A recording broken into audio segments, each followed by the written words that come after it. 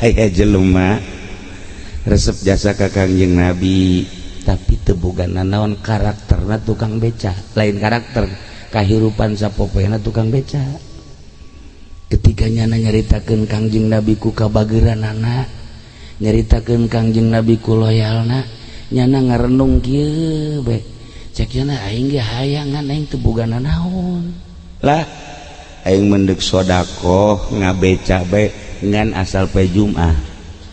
Asal pe Jumat jelema anu naik beca aing datang ka jam 11:30 moga teu kudu mayar. Sodaqona eta bae nya komo nu ka masjid mah. Nah becanya na bebeja jeung pamajikanana mana bahasa tukang beca mana ai bahasa haji pe ini makan mama eda aja nama aya urang mah mama ayo bae ai masih ka mana deres masih mah atuh deres masih mah malam-malam teu semakin teu masih sia bae nya. Nah mana naon bapana ka tukang beca ieu ieu mah kieu ieu poe Jumat mun ngabeca ulang harapkeun duitnya sebab urang kan teu sodaqoh teu boga duit. Ieu mah deuk sodaqoh tanaga bae ting kaluar datang ka 11:30 ke 11:30 ka masjid. Nah ieu sahan ka masjid sarua teu kudu mayar. Heuh atuh masalah cenah. Keluar jare jam 8 asal pe Jumat bae asal pe Jumat. Nggih pokona dek ka mana tah teu kudu mayar kanyana gratis. Datang kaheraneun anu naik beca ge asal dek dibayar Jumat. Asal dek dibayar bae ku tukang sayur Jumat gratis. Atuh si umpama nungguan pe Jumat bae. Si mama nungguan pe Jumat bae. Geus tadi lakukeun gunyana asal Jumat gratis, asal Jumat gratis. Kabeneran aya nu teu nyahoeun bos. Masjid. Berangkat ke masjid. Dibayar ku cenah. Berapa Mas? Gratis, Pak. Jangan sombong. Wong beca gratis. Bos yo bos. Enggak Pak, saya mah asal Jumat gratis Pak, pokoknya tenaga saya dari pagi sampai Jumat gratis buat sodaqoh aja. Kamu ngebeca aja sombong. Bere kunyana, tuh ambil 100.000. Enggak Pak, bikin deh. Mun Haji Masuri, atuh minta tambahnya nama. Atuh duit masjid ge kurus di bea. Bergaini. Nah eta kaget teh bos, kaget cek bos teh coba ke Jumat hari, coba ku yang Jumat hari di Cirian bener itu gratis. Jumat hari naik deh ya beca masjid yana geus disiapkeun duit 500.000 coba cek yana gratis teh bener teh sampai masjid berapa Pak? Gratis Pak, Jumat saya gratis. Yang benar kamu. Pokoknya saya mah siapa aja hari Jumat yang naik beca saya, orang fakir, orang miskin, orang besar, pejabat, bos sekalipun gratis. Keluarkan menyana saya hitung di hari penyana 1 2 3 4 5 500.000. Aji peni ge osok tak kitu tah. Ya percis, aji pede sok itu dah. 1 2 3 4 5 6 7 8 9 10 kan 1 juta tah. Nu dicokot nu tungtung hiji tah. Tolol jasa teh budak. Teh nipu goblok. Internya apa? Inter nipu. Eta pernah anu nyarekan lik mere di Jakarta jeung kula ye. Tanpa main makan kieu bae. Dihitung gunyana. Bener sih 2000-an mah, tapi kan ngeunaheun ka deuleuhna bener teh. 1 2 3 4 5 6 7 8 9 10 cak anu menta-menta gede oge ya kan, berarti 10 kali 2 seberapa? Iya cokot punya hiji set nih kieu bae teh tukang baramae nu galedeg sia ngaharen-haren bae emangnya nama kos gitu berhenti leletik penipunya nama mandak dagangnya tuh maju-maju tah barang dihitung mah asli mah bos 1 2 3 4 5 nih enggak pak saya mah asal hari Jumat gratis udah jangan gratis nih 500 pokoknya walaupun berapa pak jangan pun 500 5 juta nanti dulu saya udah tekad saya bulat asal hari Jumat gratis. Masya Allah cak bos jelema nu kos kieu ye jelema nu kos kieu tas Jumat langsung nyana miheulaan nanya aya teh tukang beca di mana imahna ka salah satu jamaah oh nyana mah tuh di dieu ka ditu pengkolan asup tangke aya di dinya imahna langsung berangkat ke imah diketrok lawang Assalamualaikum 3 kali keluar salam pamajikanana make mu kena kene Waalaikumsalam Betty ya ada apa pak ini rumahnya Pak Anu. Iya, yang tukang becak. Betul. Ini siapa ini? Saya istrinya. Ngana cerik didinya, masya Allah. Neuleup salakina ngabecak poe Jumat gratis. Neuleup pamajikan anak make mau kena kene. Dibikin duitnya 500. Nih, saya tadi naik becak, kemudian nggak mau dibayar, Bapak.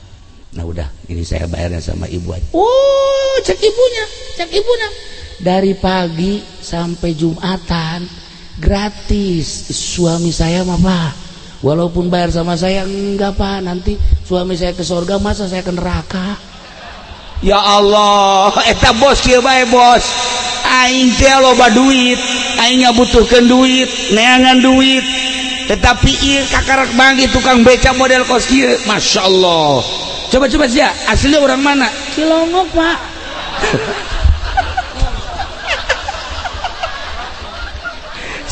dasar hasud jangan mah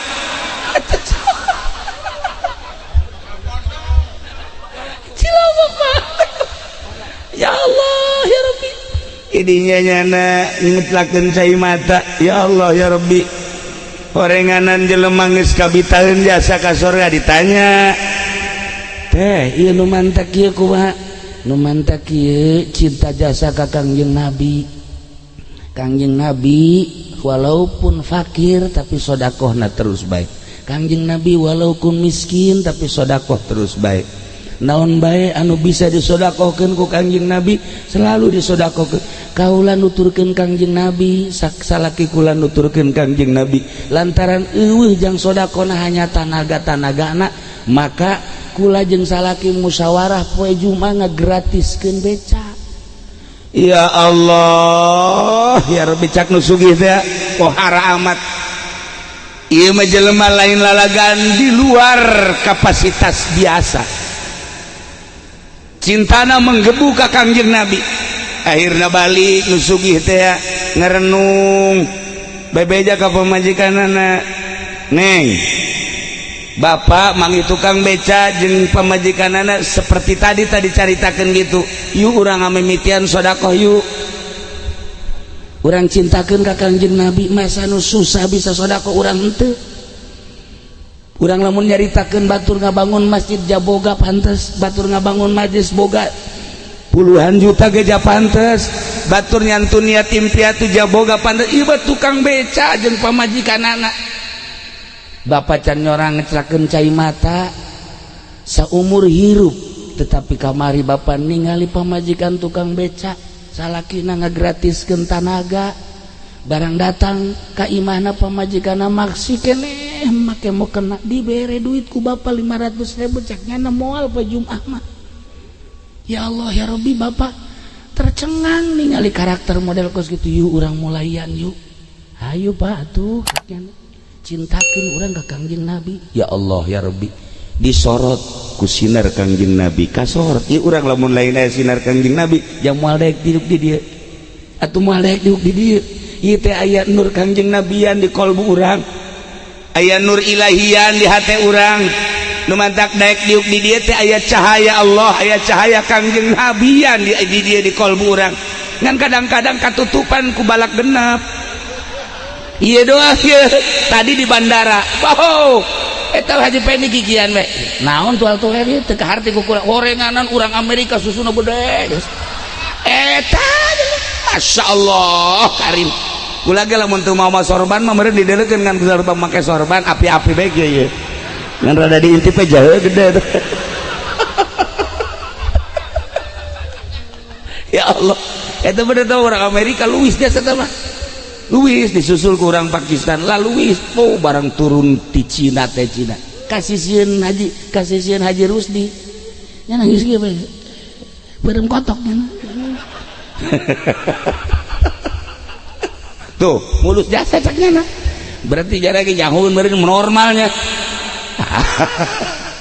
Geus kasimpulan nama eta nusugi teh nusugi pasini jeung pamajikanana Kak geus kieu bae lah tuh eta tukang beca teh urang mana haju urang ka Mekahkeun coba urang tanya ji bener oge ih pamajikanana ji nurut teh ih beneran kan boga pamajikan teh mongkos tukang beca tadi kan kebeneran akur kan ieu nu sugih ge boga pamajikan geunaheun tak kadangina pan aya jelema ye neng urang boga duit 10 juta ka masjid kan 9 juta yuk nanaonan eling atuh salaki dicarekan eling 9 juta urang 1 juta nanaonan anu cager ge gering heula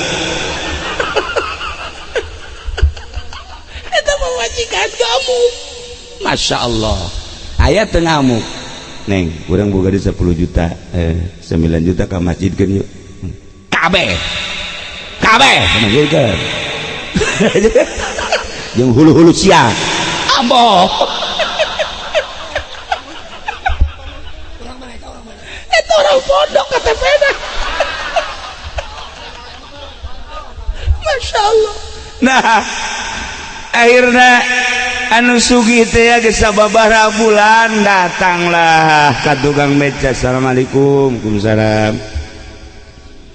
Naon Pak ieu mah deuk nanya bae daek teh ka Mekah macem-macem ente menek nanya daek tante ka Mekah atuh dek ditawaran ka Mekah masa anu teu daek aju maksud bapak naon bapak dek ngamekahkeun ieu bapak jeung emakna jeung pamajikan sok kitu bapak mah sok kitu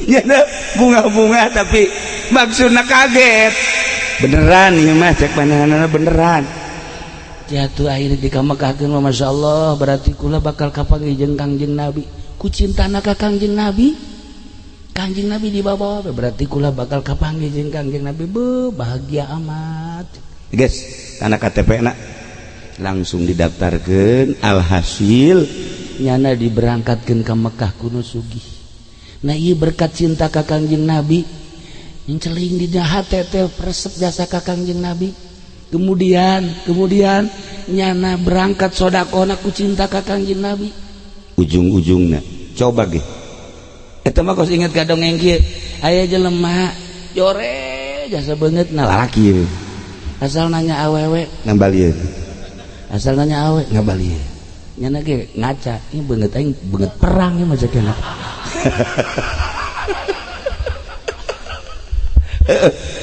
guys nyana terus bae asal nanya bae si komo tuh budak sakola mah ditanya ti jauh kene geus kieu bae malengos nah si mbak ge ditanya si mbak tetep bungut keur mah jore Yuni teh kotok kem jore jasa tamata ayeuna nyana meangan pelet ka kiai-kiai ka dukun-dukun teu manjur teu nyambut teu manjur bae minta pelet kakak Kiai Rifki kita qala Yusuful yabi ya batini endahan kiaina nu laku nanti balik jangan nanti agus ka mana-mana geus jangan pelet teu laku we nya geus frustasi geus kieu ya Allah ya Rabbi tapi maha kawasa Allah lah kuariba oper bae lah cakina dek ka kiai moal ka dukun moal ka ahli hikmat dek ka kiai nu bener jaman teh pelet kaji pending geus boro-boro aing nya ge teu laku aja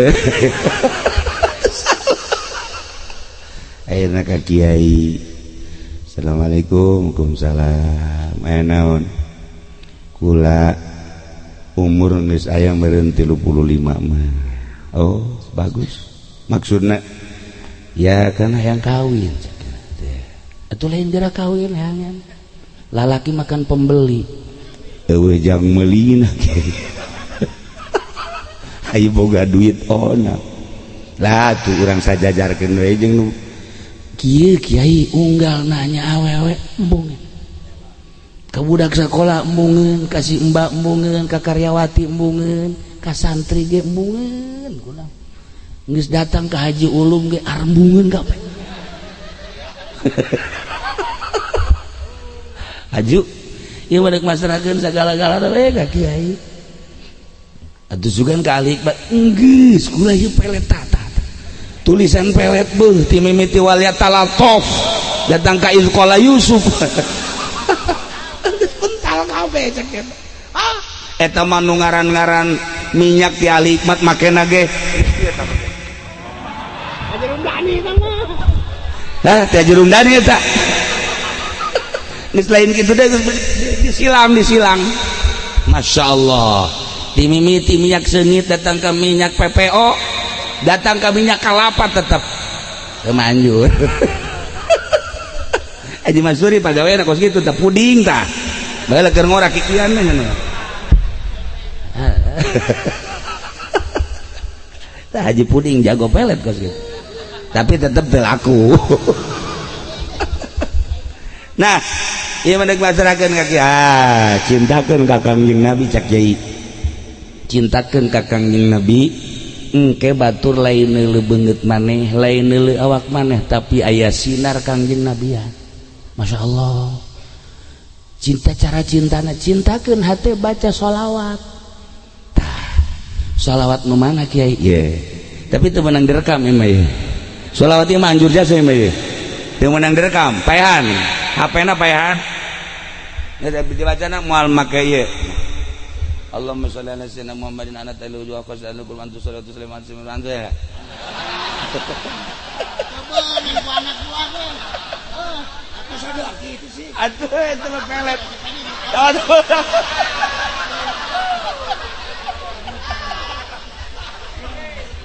bakat tama lain ka awewe jang jampe dagang ge eta ye serius ngan cak abah almarhum hiji teu meunang ditulis teu meunang direkam dibaca ditalar sakali dua kali tilu kali masalah lamun talar datang ka tilu kali bake lamun teu katalar ulah ngan teu meunang direkam teu meunang Allahumma shalli ala Muhammadin anak alaihi wujud wa qadar kurban tu salatu salam ala sayyidina Muhammad anta bihajati hajati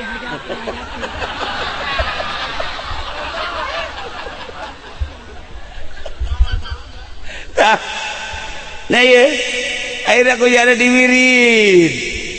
diwirid kuyana dengan cinta ka Kangjeng Nabi Masya Allah dibere sabaraha kiai teh ngawirina lamun bisa saumur maneh mimitina dipoe lahir misalnya umurna 35 macana ulah loba-loba 35 ngan poe lahirna poe naon misalnya umurnya geus 27 macana ulah loba-loba 27 ngan ti poe lahir atuh kecil dah kos gitu dibaca kuyana terus bae Allahumma shalli ala sayyidina Muhammadin anat alaihi wujuh khasyatan lakum antu sholli wa tusallim ala sayyidina Muhammad karekam tapi teu meunang diwirid tah bos ya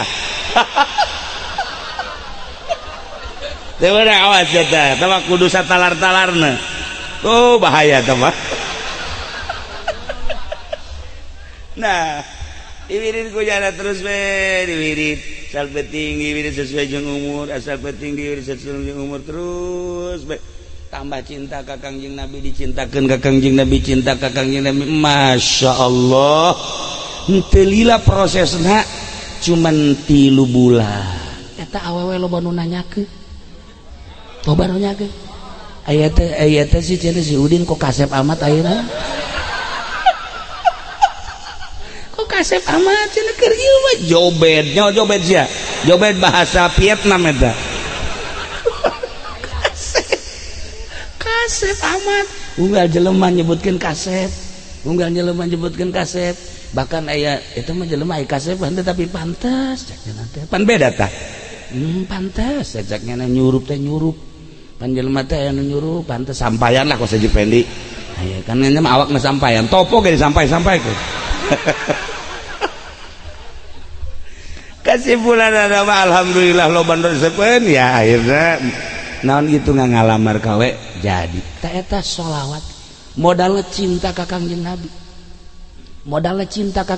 atuh ye kiai lain ku sebab bisa ngaji na cinta ka Kangjeng Nabi coba jelema anu bisa ngaji tapi teu mangpaat elmuna kurang cinta ka Kangjeng Nabi loba jelema anu hebat elmuna tapi teu cinta ka Kangjeng Nabi eueuh naonan tah aya jelema lah elmuna teu sabaraha tapi cintana ka Kangjeng Nabi pohara luhung moal jelema diangkat jadi wali lamun teu cinta ka Kangjeng Nabi moal aya jelema diangkat jadi solihin lamun teu cinta ka Kangjeng Nabi moal aya jelema bisa ibadah ka Gusti Allah lamun teu cinta ka Kangjeng Nabi modal cinta ka Kangjeng Nabi diangkat jadi wali modal cinta ka Kangjeng Nabi diangkat jadi solihin modal cinta ka Kangjeng Nabi diangkat jadi ahli ibadah modal cinta ka Kangjeng Nabi maju usahana cinta ka Kangjeng Nabi anu jobed laku modalnya cinta ikan karasep ya kadele namanya karasep kurang cinta ka Kangjeng Nabi ieu kasep sakieu mah ieu kasep dibandingkeun jeung di solear mah ja atuh sakieu mah kasep tapi kurang cinta ka Kangjeng Nabi ya kos kieu ya mantap betah aja tadi Cilongok cenah ngaji kunaon datang ka ngendong-ngendong ai di imah dicarekan bae cenah kurang cinta ka Kangjeng Nabi cintakeun geura ka Kangjeng Nabi nah iyalah tadi jelema susah cinta ka Kangjeng Nabi bisa ka Mekah jalan mati mana bae ieu jelema jore cinta ka Kangjeng Nabi laku bahkan awewe ribut perebutkeun nyana ribut kaget sih kunaon ribut bae eta teh perebut anu jore tadi horenganan lain jorena aya sinar Kangjeng Nabi ya masyaallah kan